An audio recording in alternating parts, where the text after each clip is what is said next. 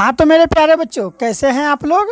आशा करते हैं कि अच्छे होंगे, स्वस्थ होंगे और मन लगाकर पढ़ाई कर रहे होंगे। और आज के इस वीडियो में मैं आप सभी को क्लास 10th साइंस का 2021 में पूछे गए जितने भी ऑब्जेक्टिव क्वेश्चन है स्टूडेंट, उसे मैं आप लोगों को वन शॉट में बताने वाला हूं। इसलिए आप लोग वीडियो के अंत तक जरूर बने रहेंगे। स्टूडेंट, मैं आपको बता दूं कि इससे पहले वाले वीडियो में मैंने आप लोगों को 2011 से लेके मेरे प्यारे बच्चों 2020 तक के जितने भी प्रश्न पूछे गए हैं साइंस के ऑब्जेक्टिव, वो मैंने आप लोगों को बता दिया। अगर नहीं देखे हैं ना, तो इसी वीडियो के डिस्क्रिप्शन में बाबू उसका लिंक दिया गया है, आप लोग ज़रूर देखेंगे। साथ ही स्टूडेंट, मैं आपको बता दूं कि हमारे इस चैनल पर सभी सब्जेक्ट का PYQ अर्थात प्रीवियस ईयर क्वेश्चन जो है कि बताया जाता है। इसलिए आप लोग चैनल को सब्सक्राइब कर लेंगे ताकि एग्ज़ाम से पहले स्टूडेंट आप लोगों को हर एक वीडियो का तैयारी माने कि हर एक वीडियो का आप लोग देख के तैयारी कर लेंगे। तो आइए स्टूडेंट स्टार्ट करते हैं। मैं आपको बता दूं कि 2021 में मेरे प्यारे बच्चों 80 ऑब्जेक्टिव पूछा गया था। ठीक है, कितने ऑब्जेक्टिव मेरे प्यारे बच्चों? 80 ऑब्जेक्टिव पूछा गया था, जिसमें मात्र मेरे प्यारे बच्चों 40 ऑब्जेक्टिव का ही जवाब देना था। और अभी भी 2026 में मेरे प्यारे बच्चों 2040 ऑब्जेक्टिव ही पूछा जाएगा, जिसमें आपको 2000 कितना में स्टूडेंट 2026 में 80 ऑब्जेक्टिव पूछा जाएगा, जिसमें आप लोगों को 40 ऑब्जेक्टिव का जवाब देना है। तो आइए स्टार्ट करते हैं पहला प्रश्न से। देखिए स्टूडेंट, यहाँ पर सबसे पहला प्रश्न है हम लोगों का कि निम्नलिखित में कौन सा संवहन उत्तक है मेरे प्यारे बच्चों। तो याद रखिएगा, संवहन उत्तक कौन है? तो फ्लोएम और जाइलम। जाइलम उत्तक तथा फ्लोएम उत्तक, ये दोनों के दोनों मेरे प्यारे बच्चों क्या है? तो दोनों के दोनों जो है ये क्या है? तो ये एक संवहन उत्तक है जो कि पेड़ पौधों में होता है। इसलिए इसका राइट आंसर क्या हो जाएगा? बी और सी। स्टूडेंट, ये जो बुक है मैं अपने पुराने स्टूडेंट से मांग कर लाया हूँ, इसलिए मेरे प्यारे बच्चों हर एक प्रश्न में आपको टिक देखने को मिलेगा। चलिए दूसरा नंबर का प्रश्न का आप लोग जवाब देंगे। चलिए मैं प्रश्न को ढक लूँ ताकि आपका ध्यान केवल एक प्रश्न पर हो सके। दूसरा नंबर का प्रश्न है कि प्रोटोजोआ उत्सर्जी पदार्थ का निष्कासन कैसे करता है मेरे प्यारे बच्चों? तो विसरण द्वारा करता है। इसका राइट आंसर क्या हो जाएगा? विसरण के द्वारा। जो प्रोटोजोआ होता है वो उत्सर्जी पदार्थों का निष्कासन अपने शरीर से निष्कासन कैसे करता है? तो विसरण के द्वारा करता है।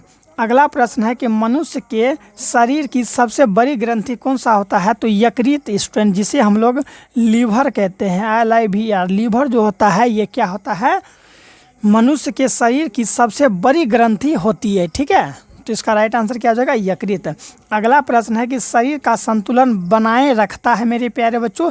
तो शरीर का संतुलन कौन बनाए रखता है? चलिए आप लोग जवाब देंगे। तो सेरिबेलम जो होता है मेरे प्यारे बच्चों, सेरिबेलम ये क्या होता है? मनुष्य के जो शरीर का संतुलन होता है ना, यही बनाए रखता है। ठीक है, याद रखेंगे। चलिए अगला प्रश्न हम लोगों का कि किशोरावस्था में होने वाला शारीरिक परिवर्तन का कारण क्या है? तो याद रखिएगा, जो किशोरावस्था में जो हम लोग का शरीर में परिवर्तन आता है, पुरुष में अलग परिवर्तन आता है, स्त्री में अलग परिवर्तन आता है। तो ये परिवर्तन का रीज़न क्या है मेरे प्यारे बच्चों? तो हार्मोन होता है। ठीक है, जो हार्मोन होता है टेस्टोस्टेरोन तथा एस्ट्रोजन, ये दो हार्मोन होता है। पुरुष में अलग हार्मोन होता है, स्त्री में अलग हार्मोन होता है। ठीक है, यही हार्मोन की वजह से क्या होता है? लड़कों में मूंछ आता है। ठीक है, दाढ़ी वगैरह जो आता है हार्मोन की वजह से ही आता है। और स्त्रियों में भी बहुत सारे जो है कि शारीरिक परिवर्तन देखने को मिलता है हार्मोन की वजह से। आइए अब हम लोग अगला प्रश्न देखते हैं। स्टूडेंट, अगर आप लोग सभी के सभी ऑब्जेक्टिव का तैयारी कर लेते हैं ना, अर्थात जितने भी प्रश्न पिछले साल पूछे गए थे, अगर सभी प्रश्नों का तैयारी कर लेते हैं तो मैं गारंटी के साथ कहता हूँ स्टूडेंट कि आप लोग एग्जाम में बहुत ही अच्छा मार्क्स लाएंगे। ठीक है, अगला प्रश्न है कि मानव हृदय में कितने कोष्ठक पाए जाते हैं या होते हैं? तो 4 कोष्ठक होते हैं। यह प्रश्न कई बार एग्जाम में पूछे गए हैं। अगला है कि रक्त क्या है मेरे प्यारे बच्चों? तो रक्त कभी भी आप लोग पदार्थ या कोशिका में टिक नहीं मारेंगे। रक्त हम लोग का एक उत्तक है, टिश्यू है मेरे प्यारे बच्चों। खून जो है क्या है? तो उत्तक है। आप लोग कमेंट में ये बताएंगे कि रक्त जो है स्टूडेंट वो लाल क्यों होता है। ठीक है, रक्त लाल क्यों होता है? जवाब देंगे, देखते हैं कितने स्टूडेंट जवाब दे पाते हैं। अगला प्रश्न है कि जीन शब्द किसने प्रयुक्त किया? जीन शब्द मेरे प्यारे बच्चों किसने प्रयुक्त किया? तो जोहानसन ने किया था। कौन किया था? जोहानसन। ठीक है, देख सकते हैं आप लोग कितना इंपॉर्टेंट सब प्रश्न है। टोटल इसमें 80 प्रश्न आप लोगों को बताएंगे, तो वीडियो के अंत तक बने रहेंगे। और अगर अच्छा लग रहा होगा तो चैनल को सब्सक्राइब करके वीडियो को लाइक जरूर कर देंगे मेरे प्यारे बच्चों। नेक्स्ट है कि तेलीय कागज होता है मेरे प्यारे बच्चों। तेलीय कागज कैसा होता है? तो पारभाषक होता है। तेलीय कागज कैसा होता है? पारभाषक होता है, आर पार दिखाई देगा। ठीक है, कौन सा कागज़ में? तैलीय कागज़। मतलब नहीं समझे, कागज़ में अगर तेल लगा देंगे तो दिखाई पड़ता है ना स्टूडेंट, इसीलिए हम लोग उसे कहते हैं तैलीय कागज़। कैसा होता है? तो पारभाषक होता है। नेक्स्ट प्रश्न है, देखिए यहाँ पर हम लोगों का जो है कि 10 नंबर का देखिए क्या है स्टूडेंट। 10 नंबर का हम लोग का प्रश्न क्या है कि लेंस द्वारा उत्पन्न आवर्धन, लेंस द्वारा उत्पन्न आवर्धन की अस्थायी मात्रक क्या है मेरे प्यारे बच्चों? तो ये मात्रक विहीन होता है, ठीक है। लेंस द्वारा जो लेंस का जो आवर्धन होता है ना, उसका जो है मात्रक अर्थात उसका जो इकाई है, उसका इकाई नहीं होता है, वो मात्रक विहीन होता है। अगला प्रश्न यहाँ पर क्या है, देखिए कि प्रकाश की चाल विभिन्न पदार्थों में मेरे प्यारे बच्चों, प्रकाश की चाल विभिन्न पदार्थों में क्या होता है? तो भिन्न भिन्न होता है। प्रकाश का चाल अगर आप लोग चेक करेंगे ना, तो विभिन्न पदार्थ यानी कि अलग अलग पदार्थ में अलग अलग होता है। अगला प्रश्न है कि वायु में प्रकाश की चाल निर्वात की अपेक्षा होती है, तो निर्वात की अपेक्षा मेरे प्यारे बच्चों क्या होती है? तो समान होती है। चलिए स्टूडेंट, अब हम लोगों का 13 नंबर का प्रश्न क्या है कि लेंस में मुख्य फोकस की संख्या कितनी होती है? तो लेंस में मुख्य फोकस की संख्या मेरे प्यारे बच्चों कितनी होती है? तो 2 होती है। स्टूडेंट आप लोग एक चीज़ याद रखेंगे कि ये 2000, ठीक है, ये 2021 में पूछे गए प्रथम पाली का क्वेश्चन है मेरे प्यारे बच्चों। कौन पाली का? प्रथम, ठीक है, प्रथम पाली का क्वेश्चन है। इसके बाद मैं आप लोगों को 2021 में पूछे गए द्वितीय पाली का क्वेश्चन दूंगा, जिसे हम लोग सेकेंड सिटिंग कहते हैं, ठीक है। यानी कि प्रथम पाली में 80 ऑब्जेक्टिव और द्वितीय पाली अर्थात सेकेंड सिटिंग में भी 80 ऑब्जेक्टिव करके दूंगा। तो अगर आप इतना प्रश्न अगर याद कर लेते हैं अर्थात 2000, ठीक है, 2011 से लेकर 2025 तक के अगर आप लोग सभी प्रश्नों को अगर तैयारी कर लेते हैं, तो ज़रा सोचिए आप लोग कितना इंटेलिजेंट और कितना तेज़ और जो है कि हर एक प्रश्न को समझ जाएंगे, ठीक है। इससे क्या होगा, आप लोग एग्ज़ाम में 40 में 40 टिक करेंगे, ठीक है। इसलिए हर एक वीडियो को आप लोग पूरा देखेंगे। चलिए जल्दी जल्दी जवाब दीजिए कि लेंस में मुख्य फोकस की संख्या कितनी होती है? तो 2 होती है, ठीक है। प्रकाश के परावर्तन के कितने नियम होते हैं? तो 2 होते हैं। अपवर्तन के कितने नियम होते हैं? तो 2 होते हैं, ठीक है। यहाँ से 3 प्रश्न आप लोगों का क्लियर होता है। अगला है कि विद्युत का अच्छा चालक है, विद्युत का अच्छा चालक क्या है? तो चांदी। स्टूडेंट कभी कभी आपको यहाँ पर एजी देखने को भी मिलेगा, अर्जेंटनम जिसको हम लोग कहते हैं, ठीक है। तो जो विद्युत का अच्छा चालक है वो चांदी है। नेक्स्ट प्रश्न हम लोगों का कि शुष्क सेल में ऋण इलेक्ट्रॉन बना होता है, शुष्क सेल में मेरे प्यारे बच्चों ऋण इलेक्ट्रॉन बना होता है, जस्ता का बना होता है। किसका बना होता है मेरे प्यारे बच्चों? तो जस्ता का बना होता है। आइए अगला प्रश्न यहाँ क्या है कि 1 जूल का मान होता है, तो 1 जूल का जो मान होता है 0.24 कैलोरी होता है, ठीक है। 0.24 कैलोरी होता है 1 जूल का मान। नेक्स्ट प्रश्न है कि बुझा हुआ चूना, जो बुझा हुआ चूना होता है वो कैसा होता है? CaCO का होल ट्वाइस होता है, उसका रासायनिक सूत्र होता है CaOH का होल ट्वाइस। स्टूडेंट आप लोग जितना भी जो रासायनिक सूत्र होता है ना, आप लोग याद कर लेंगे, क्योंकि एग्ज़ाम में वो काफ़ी पूछे जाते हैं। चलिए नेक्स्ट हम लोग देख लेते हैं कि भस्म नहीं है, तो NaCl जो है ये एक भस्म नहीं है, ठीक है। बाकी के सभी क्या है? तो ये एक भस्म है। अगला है कि जस्ता का अयस्क क्या है मेरे प्यारे बच्चों? तो जस्ता का अयस्क क्या है? सिनेबार है।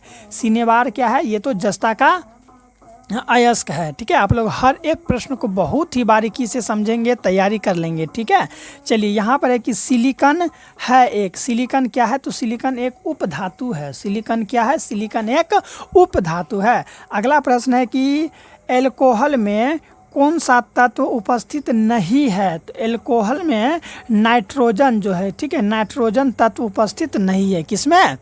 तो एल्कोहल में। एल्कोहल दारू में पाया जाता है। जो दारू पिएगा ना, आप अगर दारू पीजिएगा तो अगर आपका खून वगैरह चेक होगा तो पता चल जाएगा कि आपका बॉडी में एल्कोहल है। चलिए नेक्स्ट प्रश्न है यहाँ पर कि ठीक है स्टूडेंट, मेथनोइक अम्ल का सामान्य नाम क्या है? तो फॉर्मिक अम्ल है। फॉर्मिक अम्ल को ही हम लोग मेथनोइक अम्ल कहते हैं, ठीक है। और ये जो है ना फॉर्मिक अम्ल कहाँ पाया जाता है? तो चींटी के डंक में। जब चुट्टी आप लोगों को काटेगा ना तो देखिएगा मोटका फुला देता है। तो क्यों फुला देता है? क्योंकि उसमें फॉर्मिक अम्ल होता है, और उसे ही हम लोग मेथनोइक अम्ल कहते हैं। या फिर आपको बिरहनी, जिसे हम लोग मधुमक्खी कहते हैं, मधुमक्खी काटता है ना, तो उसमें भी स्टूडेंट फॉर्मिक अम्ल होता है या फिर मेथनोइक अम्ल रहेगा, तो आप लोग टिक मार देंगे, ठीक है। दोनों एक के हुआ, ठीक है। नाम का ले ये जो है ना, ये फॉर्मिक अम्ल सामान्य नाम हो जाता है। चलिए अगला प्रश्न देखिए क्या है कि स्वपोषी पोषण के लिए आवश्यक है। तो जो स्वपोषी पोषण के लिए क्या क्या आवश्यक है? तो क्लोरोफिल आवश्यक है, कार्बन डाइऑक्साइड तथा जल भी आवश्यक है, और सूर्य का प्रकाश भी आवश्यक है। इसलिए इसका राइट आंसर हो जाएगा इनमें से सभी, क्योंकि जो स्वपोषी पौधे होते हैं ये तीनों के साथ अभी कि तीनों को क्या करते हैं? तीनों की सहायता से प्रकाश संश्लेषण की प्रक्रिया कर ग्लूकोज बनाते हैं। अगला है कि मैग्नीशियम पाया जाता है। मैग्नीशियम मेरे प्यारे बच्चों कहाँ पाया जाता है? तो क्लोरोफिल में मैग्नीशियम पाया जाता है। क्लोरोफिल में क्या पाया जाता है? तो मैग्नीशियम पाया जाता है। किसमें? तो क्लोरोफिल में। अगला है कि निम्नांकित में कौन पादप हार्मोन नहीं है? निम्नांकित में कौन है जो पादप हार्मोन नहीं है? तो ऑक्सीटोसिन। ऑक्सीटोसिन जो है, ठीक है, ऑक्सीटोसिन ये क्या है? तो पादप हार्मोन नहीं है। कौन? तो ऑक्सीटोसिन एक पादप हार्मोन नहीं है। अगला प्रश्न है कि फूल में नर प्रजनन अंग है। फूल में मेरे प्यारे बच्चों नर प्रजनन अंग क्या है? तो पुंकेसर जो है, पुंकेसर ये क्या है? फूल में मेरे प्यारे बच्चों नर प्रजनन अंग है। चलिए अगला प्रश्न हम लोग देख लेते हैं क्या है कि निम्नलिखित में किसमें द्विखंडन नहीं होता है? किसमें मेरे प्यारे बच्चों द्विखंडन नहीं होता है? तो ईस्ट में, ठीक है स्टूडेंट, ईस्ट में क्या होता है? द्विखंडन नहीं होता है। तो वही यहाँ पर है कि निम्नलिखित में किसमें द्विखंडन नहीं होता है? तो ईस्ट में द्विखंडन नहीं होता है। अगला प्रश्न है कि पारिस्थितिकी, ठीक है, पारिस्थितिकी तंत्र में ऊर्जा का स्रोत है। ऊर्जा का स्रोत क्या है? सूर्य प्रकाश। ठीक है स्टूडेंट, पारिस्थितिक तंत्र में ऊर्जा का स्रोत क्या है? तो सूर्य प्रकाश जो है ये क्या है? तो ऊर्जा का स्रोत है।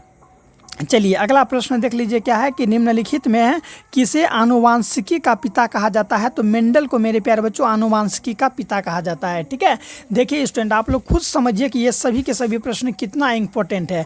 अभी तक हम लोगों ने 29 प्रश्नों को देखा। ठीक है, आपका अगर इच्छा होना स्टूडेंट तो आप लोग क्या कीजिए, जो भी आप लोगों को यूट्यूब पर टीचर वगैरह करवा रहे हैं ना क्वेश्चन, आप उन सब प्रश्नों को गौर कीजिए। देखिएगा आप लोग यहीं से वो लोग भी प्रश्न को क्या करते हैं तो डिजिटल बोर्ड पर टाइप करते हैं, उसके बाद आप लोगों को बताते हैं, और इसे ही जो है कि आप लोग क्रैश कोर्स के अंदर खरीदते हैं पैसा दे के। ठीक है, तो चलिए सब वही होता है स्टूडेंट, पढ़ना है आपको वही चीज़। ठीक है, चाहे क्रैश कोर्स के अंदर पढ़िए, चाहे खुद मेहनत करके पढ़िए, या फिर खुद से क्वेश्चन बैंक खरीद के पढ़िए। ठीक है, तो चलिए अब हम लोग अगला देखते हैं क्या है कि हरे पौधे कहलाते हैं। जो हरे पौधे होते हैं वो क्या कहलाते हैं? तो उत्पादक कहलाते हैं। हरे पौधे क्या कहलाते हैं? उत्पादक कहलाते हैं। अगला है कि नर युग्मक में गुणसूत्र की संख्या कितना होती है? तो 23 होता है, 23 जोड़ा माना जाता है। ठीक है, नर युग्मक में गुणसूत्र की संख्या कितना होता है? तो 23 जोड़ा। अगला है कि ओजोन परत पाई जाती है तो ठीक है, स्ट्रेटोस्फियर में पाई जाती है। कहाँ पर पाई जाती है? स्ट्रेटोस्फियर में पाई जाती है ओजोन परत। ठीक है, शब्द को देख लीजिए किस प्रकार से है। चलिए स्टूडेंट, अगर अभी तक आप लोगों ने चैनल को सब्सक्राइब नहीं किया है तो जल्द से जल्द बाबू कर लीजिए। अगला है कि दाढ़ी बनाने, दाढ़ी समझते हैं ना, मोछ वगैरह जो बनाते हैं, दाढ़ी बनाने में कौन सा दर्पण प्रयुक्त होता है? तो अवतल दर्पण का हम लोग प्रयोग करते हैं। ठीक है, चलिए नेक्स्ट प्रश्न हम लोगों का कि श्वेत प्रकाश वर्ण क्रम में किस रंग की किरण का विचलन अधिक होता है? तो बैगनी का रंग का जो विचलन है ना अधिक होता है। इसका जो विचलन है ना बहुत ज़्यादा विचलित करता है। ठीक है, जैसे आप लोग क्लास में विचलित करते हैं, ठीक है, कभी देखते हैं वीडियो, कभी नहीं देखते हैं, कभी कमेंट करते हैं, कभी नहीं करते हैं, उसी प्रकार बैगनी कलर करता है। चलिए आप लोग याद रखिएगा कि इंद्रधनुष में 7 कलर होता है। ठीक है, और खतरा का कलर किसे माना जाता है मेरे प्यारे बच्चों? तो लाल कलर को माना जाता है। ठीक है, खतरा का कलर किसे माना जाता है? लाल कलर को। ठीक है, चलिए नेक्स्ट है कि समतल दर्पण की फोकस दूरी होती है अनंत होती है। समतल दर्पण की जो फोकस दूरी होती है वो क्या होती है? अनंत होती है। नेक्स्ट प्रश्न है 36 नंबर का कि अवतल दर्पण के सामने वस्तु को कहाँ रखा जाए? वस्तु को मेरे प्यारे बच्चों कहाँ रखा जाए ताकि प्रतिबिंब उल्टा, वास्तविक और समान आकार का बने? तो मेरे प्यारे बच्चों वक्रता केंद्र पर रखा जाए तब। ठीक है, वक्रता केंद्र पर अगर रखते हैं ना तो क्या होता है? वास्तविक और समान आकार का बनता है। चलिए अगला है हम लोगों का 37 नंबर का, देखिए क्या है कि तारे के टिमटिमाने का कारण है। जो तारा टिमटिमाता है आखिर इसका कारण क्या है? तो याद रखिएगा वायुमंडलीय अपवर्तन। वायुमंडलीय अपवर्तन की वजह से क्या होता है? तारे टिमटिमाते हैं वायुमंडलीय अपवर्तन के वजह से। चलिए स्टूडेंट अब हम लोग अगला प्रश्न की ओर चलते हैं। चलिए थोड़ा सा ये हिल गया। चलिए यहाँ पर क्या है कि मानव नेत्र के लिए दृष्टि, ठीक है, दृष्टि का अस्थायित्व होता है। दृष्टि का अस्थायित्व क्या होता है? 1/10 सेकेंड। ठीक है, 1/10 सेकेंड।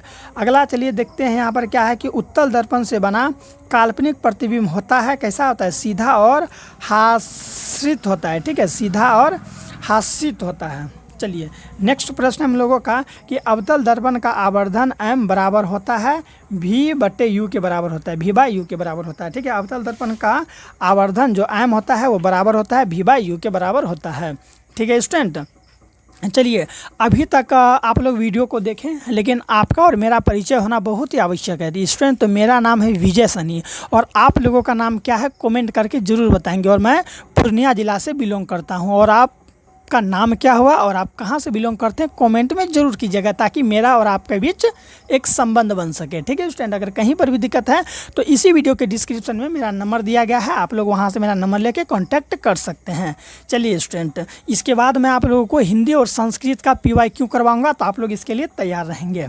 चलिए, यहाँ पर क्या है कि अवतल लेंस का आवर्धन m बराबर होता है, तो किसके बराबर होता है बताए थे ना अभी, V/U के बराबर होता है। इस तरह से V/U के बराबर होता है। अगला है कि 1 MA बराबर होता है, ठीक है, 1 MA किसके बराबर होता है, तो 10⁻³ A के बराबर होता है। ठीक है, इन सभी चीज़ों को आप लोग किसी भी तरह 2 बार 3 बार वीडियो देख के लेकिन कंठस्थ तैयार रखेंगे। केवल आप लोग साल भर पढ़ाई किए या फिर नहीं किए, केवल आप लोग क्वेश्चन बैंक पढ़ के जाते हैं तो काफ़ी अच्छा मार्क्स ला सकते हैं। अगला है कि डीजल का उपयोग होता है। डीजल का उपयोग किस में होता है, तो इन सभी में होता है। डीजल का उपयोग किस में होता है मेरे प्यारे बच्चों, तो डीजल का उपयोग इन सभी में होता है।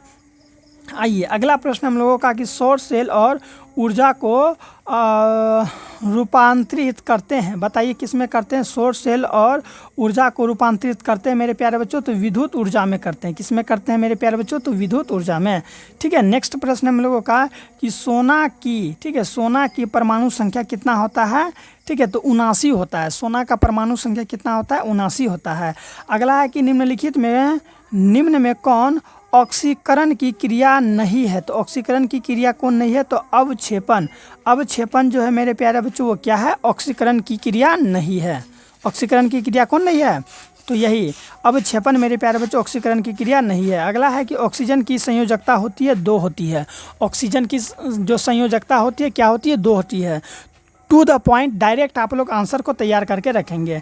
नेक्स्ट हम लोगों का कि अम्लीय वर्षा के जल का pH मान कितना होता है, तो 5.6 से कम होता है। ठीक है, यानी कि देखिए, अगर देखिए ये pH स्केल है, pH स्केल में यहाँ बीचों बीच 7 होता है। ठीक है, 7 से कम होगा तो अम्ल होगा, जैसे जैसे कम होने जाएगा अम्ल का जो तीव्रता है उतना ज़्यादा बढ़ते जाएगा।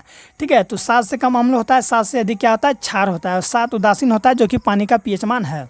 चलिए, नेक्स्ट हम लोगों का कि चींटी के डंक में कौन सा अम्ल पाया जाता है, तो चींटी जो होता है एंट, इसके अम्ल में फॉर्मिक एसिड पाया जाता है, जिससे हम लोग मिथेनोइक अम्ल भी कहते हैं। अभी ऊपर मैंने आपको बताया था मिथेनोइक अम्ल के बारे में। ठीक है, तो चींटी अगर काटेगा, ठीक है, तो मिथेनोइक अम्ल रहेगा या फिर फॉर्मिक अम्ल रहेगा, तो आप लोग उसे दोनों में टिक मार सकते हैं, लेकिन दोनों में से कोई एक रहेगा।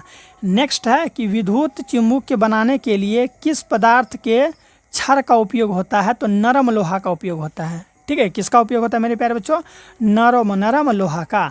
अगला है कि जब किसी मेरे प्यारे बच्चों जल्दी कीजिए, 80 के लगातार अब हम लोग और 30 प्रश्न बचा हुआ है, उसके बाद हम लोग का ये वीडियो समाप्त हो जाएगा। मैं आपको स्पीड में करा रहा हूँ, तब जो है स्टूडेंट इतना समय लग रहा है। ठीक है, सोचिए अगर मैं एक एक को विस्तार से बताऊँ, ठीक है, तोड़ के, तो सोचिए कितना ज़्यादा समय लग जाएगा, और उतना समय भी नहीं है हम लोगों के पास।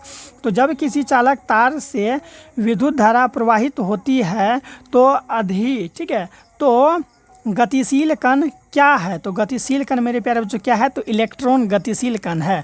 अगला है कि ओम का नियम है। ओम का नियम क्या है मेरे प्यारे बच्चों, V बराबर I गुना R, V equal to I R, यही क्या है, ओम का नियम है। अगला है कि विभवांतर का ऐसा मात्रक क्या होता है, तो विभवांतर का ऐसा मात्रक वोल्ट होता है। ठीक है, वोल्ट होता है। अगला है कि आमीटर का प्रतिरोध होता है बहुत छोटा होता है। आमीटर का प्रतिरोध कैसा होता है, तो बहुत छोटा होता है।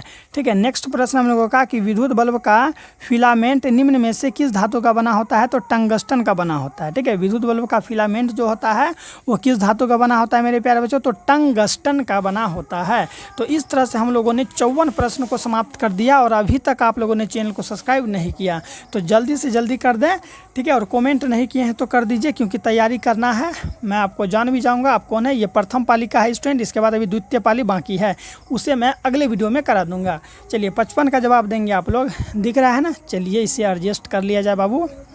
अब आप लोग जवाब देंगे कि रिओस्टेट का उद्देश्य क्या है, बताइए तो। 55 नंबर का है कि रियोस्टेट का उद्देश्य क्या है, तो धारा के परिमाण में वृद्धि या कमी, यही ठीक है, वृद्धि या कमी, ऑप्शन नंबर सी, यही क्या है, रियोस्टेट का उद्देश्य है। अगला है कि विद्युत का ऐसा मात्रक क्या होता है, तो विद्युत का ऐसा मात्रक कूलम होता है। विद्युत का ऐसा मात्रक क्या होता है, कूलम। नेक्स्ट प्रश्न है हम लोगों का कि ऐसे तत्व जो इलेक्ट्रॉनों को त्याग कर धनावेश आयन बनाते हैं, कौन सा आवेश, धनावेश, प्लस वाला आयन बनाते हैं, कहे जाते हैं, क्या कहे जाते हैं, तो वो धातु कहे जाते हैं। ठीक है, चलिए नेक्स्ट हम लोग चलते हैं, जल्दी जल्दी करने का प्रयास करते हैं। यहाँ पर क्या है कि लोहा पर जिंक लेपित करने की क्रिया को कहते हैं, उसे गोलविनीकरण कहते हैं। कई स्टूडेंट इससे कंफ्यूज कर जाते हैं और विद्युत लेपन करना में टिक मार देते हैं, तो याद रखिएगा वो क्या होता है, गैल्वेनीकरण होता है। ठीक है, लोहे पर, लोहा वगैरह होता है ना, उस पर जंग लगने से जो है कि बचाने के लिए क्या करता है, जिंक लेपित की जो है ना उस पर परत चढ़ा देती है, और यही क्रिया क्या कहलाती है, तो गैल्वेनीकरण कहलाता है। ठीक है, चलिए अगला देखें। अगला हम लोग देख लेते हैं क्या कि निम्न में कौन सह संयोजी यौगिक है, सह संयोजी यौगिक है, तो CH4, CH4 जो है ये क्या है, सहसंयोजी यौगिक है। अगला है कि आभूषण बनाने वाला सोना होता है 22 कैरेट का होता है। कभी कभी आप लोगों से पूछ लेगा कि शुद्ध सोना होता है, तो शुद्ध सोना मेरे प्यारे बच्चों 24 कैरेट का होता है। लेकिन जितने भी धातु अर्थात सोना का क्या बनता है, तो कोई भी आभूषण बनता है वो मात्र 22 कैरेट का होता है। ठीक है, अगला है कि निम्न में कौन उत्कृष्ट तत्व है, तो आर्गन जो है ये क्या है, आर्गन एक उत्कृष्ट तत्व है। आर्गन क्या है मेरे प्यारे बच्चों, उत्कृष्ट तत्व। नेक्स्ट हम लोगों का 62 का कि ताम्र एवं टीन के मिश्र धातु को कहते हैं, तो कांसा कहते हैं। ताम्र एवं टीन के मिश्र धातु को क्या कहते हैं, कांसा कहते हैं। चलिए अगला देख लेते हैं, प्लास्टर ऑफ पेरिस का रासायनिक सूत्र क्या होता है, CaSO4 into half H2O, CaSO4 into half H2O। ठीक है, प्लास्टर ऑफ पेरिस का रासायनिक सूत्र कई बार एग्जाम में पूछा गया है, चूँकि जब मैं 2011 से लेकर 2025 तक का क्वेश्चन आंसर बताने का जो ये सीरीज में मैंने देखा कि प्लास्टर ऑफ पेरिस का जो है ना जो रासायनिक सूत्र है, इसको कई बार पूछा गया है। अगला है कि अम्ल और क्षार आपस में मिलकर क्या बनाते हैं, तो वो लवण बनाते हैं। अम्ल क्षार जैसे ही आपस में मिलते हैं तो अभिक्रिया के दौरान लवण प्राप्त हो जाता है। चलिए नेक्स्ट है हम लोग का कि श्वसन के अंतिम उत्पाद हैं। श्वसन के मेरे प्यारे बच्चों अंतिम उत्पाद क्या है, CO2, H2O और ऊर्जा है। यही है श्वसन का अंतिम उत्पाद। मतलब नहीं समझे, जब हम लोग श्वसन का अंतिम उत्पाद, श्वसन के दौरान क्या क्या निकलता है, कार्बन डाइऑक्साइड गैस निकलता है, ऊर्जा निकलता है, H2O भी निकलता है। ठीक है, क्योंकि जब हम लोग, आप लोग क्या कीजिए, हाथ को अपना मुंह पर ले जाके फूकिए, देखिएगा धीरे धीरे जो है वहाँ नमी आ जाएगा, तो नमी माने H2O। चलिए अगला है कि दांत की सबसे ऊपरी परत को इनामेल कहते हैं। ठीक है, दांत के सबसे ऊपरी परत को क्या कहते हैं, इनामेल कहते हैं, जो काफ़ी मजबूत होता है। अगला है कि मानव आहार नाल स्टूडेंट, आहार नाल का सबसे जो है कि लंबा भाग क्या होता है, सबसे लंबा भाग आहार नाल का छोटी आंथी होता है। सबसे बड़ी ग्रंथि यकृत होती है, लीवर। ठीक है, अगला है यहाँ पर कि परागकण निम्न में किसके अंदर होता है, तो परागकोश के अंदर होता है। परागकण मेरे प्यारे बच्चों किसके अंदर होता है, तो परागकोश के अंतर्गत होता है। नेक्स्ट है यहाँ पर कि चालनी नलिकाएँ पाई जाती है, तो फ्लोएम में। चालनी नलिकाएँ कहाँ पाई जाती है, तो फ्लोएम में। चलिए नहीं दिख रहा था, अब देखिए, चालनी नलिकाएँ पाए जाते हैं, फ्लोएम में पाए जाते हैं। अगला है कि RBC का जीवन काल, रेड ब्लड सेल्स, RBC का मतलब हुआ रेड ब्लड सेल्स, तो उसका जो जीवन काल है कितने दिनों का होता है, तो 120 दिनों का होता है। RBC अर्थात रेड ब्लड सेल्स, लाल रक्त कणिकाएँ जो होता है ना, इसका जीवन काल जो उसका टाइम होता है वो कितना दिनों का होता है, तो 120 दिनों का। स्टूडेंट बातों ही बातों में हम लोगों ने 70 ऑब्जेक्टिव को समाप्त कर लिया, अब मात्र 10 ऑब्जेक्टिव बचा हुआ है, तो आप लोग बने रहेंगे अंत तक। अगला है कि मानव शरीर की सबसे लंबी कोशिका क्या है, तो न्यूरॉन जो है मानव शरीर की सबसे जो है कि लंबी कोशिका है। नेक्स्ट है कि अंडाणु निषेचित होता है, तो फिलोपियन नालिकाओं में। ठीक है, फिलोपियन नालिका की संख्या कितना है, 2 होता है। ठीक है, चलिए अगला है कि वनस्पति, ठीक है, वनस्पति तेलों में होती है। वनस्पति तेल में मेरे प्यारे बच्चों क्या होता है, तो याद रखिएगा लंबी असंतृप्त हाइड्रोकार्बन श्रृंखला होता है। किसमें, तो वनस्पति तेल में होता है, लंबी असंतृप्त हाइड्रोकार्बन श्रृंखला होती है। चलिए अब हम लोग देख लेते हैं क्या है कि ब्यूटेन के कितने समावेशी संभव है, तो 2। ठीक है, ब्यूटेन के कितने समावेशी संभव है, तो 2 संभव है। अगला है कि मेंडलीफ के आवर्त नियम में तत्व वर्गीकरण का आधार क्या है? तो परमाणु द्रव्यमान है। ठीक है, क्या है मेरे प्यारे बच्चों? तो परमाणु द्रव्यमान है। चलिए अगला प्रश्न को हम लोग देखते हैं क्या है यहाँ पर कि अमोनिया के अणु में नाइट्रोजन एवं हाइड्रोजन के परमाणुओं की संख्या का अनुपात कितना होता है? तो 1:3 होता है, 1:3 होता है। चलिए अगला है कि निम्न में कौन कमरे के ताप पर द्रव्य में होता है? तो ये मेरे प्यारे बच्चों एथेनॉल जो है ये कमरे के तापमान पर भी क्या होता है? लिक्विड में होता है। लिक्विड मैंने कैसे लिक्विड आप लोग जानते हैं पानी जैसन। चलिए अगला प्रश्न है कि सिरका के निम्न में कौन सा अम्ल पाया जाता है? सिरका में मेरे प्यारे बच्चों एसिटिक अम्ल पाया जाता है। तो इस तरह से हम लोगों ने लगभग मेरे प्यारे बच्चों 78 प्रश्नों को समाप्त किया और मात्र 2 प्रश्न है जो कि आप लोगों की स्क्रीन पर ये रहा। ठीक है, देखिए यहाँ है ना साइंस क्लास 10 2021 फर्स्ट सीटिंग। ठीक है, नहीं दिख रहा फर्स्ट सीटिंग? अब दिखेगा। देखिए फर्स्ट सीटिंग के पूछे गए ये प्रश्न है। ठीक है, इसके बाद कौन सा सीटिंग आएगा? सेकेंड सीटिंग आएगा। तो जल्द से जल्द परिवार के साथ जुड़ जाए। प्रश्न है हम लोगों का कि निम्न में कौन कार्बन के अपरूप है? मेरे प्यारे बच्चों कार्बन के अपरूप क्या है? ग्रेफाइट, ये तो कार्बन के अपरूप है। हीरा भी मेरे प्यारे बच्चों कार्बन के अपरूप है। और क्या है? फुलेरिन, फुलेरिन भी कार्बन के अपरूप है। पूछ देगा स्टूडेंट कि सबसे ज़्यादा अपवर्तनांक किसका होता है? तो हीरा का अपवर्तनांक सबसे अधिक होता है। नेक्स्ट है कि एक अणुसूत्र, ठीक है, एक अणुसूत्र परंतु विभिन्न संरचना सूत्र वाले यौगिक कहलाते हैं। वो क्या कहलाते हैं? समावयी कहलाते हैं। क्या कहलाते हैं? ऑप्शन नंबर ए समावयी कहलाते हैं। तो स्टूडेंट इस तरह से हम लोगों का 80 के 80 PYQ साइंस का 2020 में 2021 में पूछे गए समाप्त होता है। स्टूडेंट मिलते हैं नेक्स्ट वीडियो में जिसमें मैं आप लोगों को 2021 में पूछे गए सेकेंड सीटिंग के क्वेश्चन बताने वाला हूँ। ठीक है स्टूडेंट, तो ठीक है कमेंट करते जाएंगे। मिलते हैं, बाय।